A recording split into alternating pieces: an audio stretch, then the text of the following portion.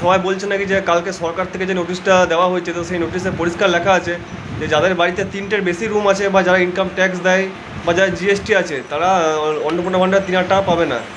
তো এবার কাল থেকে আমাদের এদিকে সার্ভে কোনো শুরু হয়নি, তো কাল থেকে শুরু হবে বলছে।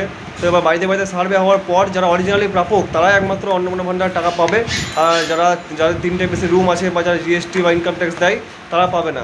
এটাই নোটিশে বলা আছে, এবার দেখা যাক কী হয়। তো এবার প্রশ্ন হচ্ছে যে এখন প্রায় প্রত্যেকটা বাড়িতেই 3টে রুম, তাহলে তো আর কেউই পাবে না। এখন একটা মানুষ যে সরকারি বাড়ি করে তো সেই বাড়িতেও 2টো করে রুম, আর এমনি নর্মাল বাড়িতে 3টে রুম থাকবেই, তাহলে তো আশা করছি কেউই পাবে না। তো এটা জানি না কি হবে না হবে, তখন দেখা যাক কী হয়।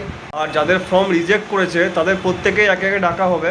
আমাদের আশেপাশে গ্রামের প্রায় পঞ্চায়েতে ডাকা হয়েছে এবং তাদের কাছ থেকে আধার কার্ড বা কিছু ডকুমেন্টস নেওয়া হয়েছে এবং তাদের প্রত্যেকজনের সার্ভে হবে। সার্ভে হওয়ার পর সেটাকে অ্যাকসেপ্ট বা অ্যাপ্রুভ করে দেওয়া হবে। তাই যাদের ফর্ম রিজেক্ট হয়েছে তো ভয়ের কোনো কারণ নেই, একটু ধৈর্য ধরুন, আপনাদেরকেও ডাকা হবে এবং আপনাদের এনকোয়ারি হওয়ার পর আশা করছি সামনের মাস থেকে টাকা পেয়ে যাবেন।